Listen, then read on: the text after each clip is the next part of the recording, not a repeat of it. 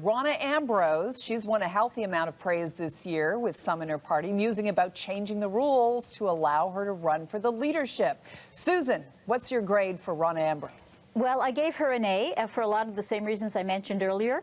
One thing I've particularly been struck by is this whole cash for access thing. She's been very, hard on it. She's been on it every day.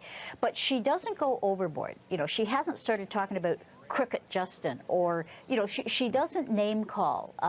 And she actually really hasn't even suggested that he's personally corrupt. I mean, she's accusing him of making a bad political decision, and I think she's right on that. I like her restraint, and I like her vigor, and I like her humor, too. Okay. John?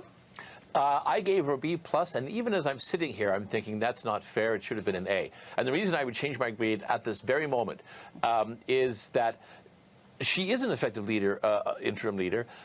She could, in fact, have conspired to become the permanent leader. She could have tried to get the rules changed. This would have been very divisive. It would have made for a very bitter convention last May back in Vancouver.